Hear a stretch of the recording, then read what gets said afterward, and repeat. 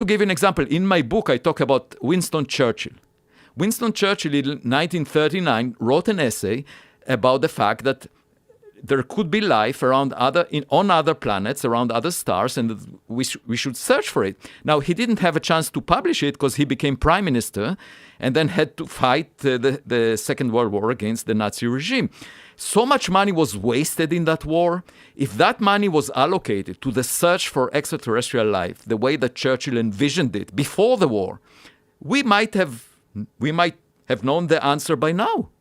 And what I'm saying is, this is just an example for how non-intelligent we are. We are not working together towards a better future. We're fighting each other. And that's the answer to your question, that we might not live very long.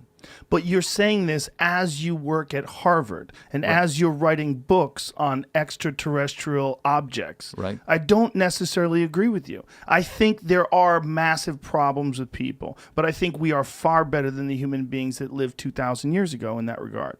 And I think that we will probably be looking back on this day and age and mocking how stupid we are when we are more advanced 2,000 years I from really today. hope so, and that's what I'm I trying think we're to... moving in that direction. Well, that's what I'm trying to promote, but I'm not necessarily I think as our optimistic cake- as you are. I think our cake is still in the oven.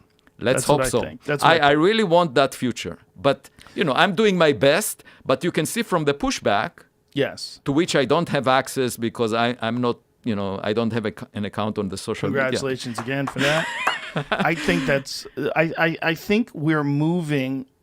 I think there's conflict, but I think for whatever reason, the way human beings operate, we oftentimes need conflict in order to make improvements. Right. We need a yin and a yang. We need a give and a pull. If we don't have that, we get complacent. Why get can't we understand the best path forward without... it's just like using a GPS system and it says recalculating. Yes. Every time we have a crisis, recalculating. So we recalculate our next move based on all the mistakes we've made. Why can't we be smart in the first place? I think we have biological limitations that are based on our ancestry. And our Yes, ancestry is I agree filled with with tribalism and agree with chaos, and we're primates. I mean, that's agree with part of the problem. And I think that our issue with racism is the same issue that we have when we have religious discrimination or cultural discrimination. It's tribalism. I agree. And we are, it's wired into our DNA. Now, my problem is, why couldn't science, given that, there are billions of Earth-Sun systems within just the Milky Way galaxy, and then 1 trillion galaxies like the Milky Way in the observable volume of the universe, why can't the mainstream of astronomy simply say, conservatively, just assuming the most conservative, not speculative assumption, conservatively, we are at the middle of the road, kind of life. It's very likely that we're not unique and special. And let's just look for evidence, search for it. Why should there be a taboo on discussing this subject? That makes no sense. For example, astronomers are now contemplating new telescopes of the future that will cost billions of dollars to taxpayers, okay? That would search for oxygen in the atmospheres of other planets around other stars, because oxygen could be indicative of life, microbial life. I say it will never be conclusive, such a search, even if it costs billions of dollars, because the Earth, for 2 billion years, the first 2 billion years of the Earth's history, didn't have much oxygen in its atmosphere. There were microbes, but the oxygen level was quite low. And then it suddenly rose after 2 billion years, half of its life. So not finding oxygen doesn't mean there is no life. And then if you find oxygen, it can be produced by many natural processes like breaking water molecules or other things. So it will never be conclusive. How can you make a conclusive statement if you find industrial pollution in the same atmosphere? You just search for CFCs. These are the molecules produced by refrigerating systems, by industries. If you find evidence for that, there is no way that nature can make these very complex molecules naturally. So I say to the mainstream of astronomy, use the same instruments and motivate them by this question of, can we detect industrial pollution? And I wrote a paper about it. And the thing is, the public is extremely interested in this question. And the public funds science.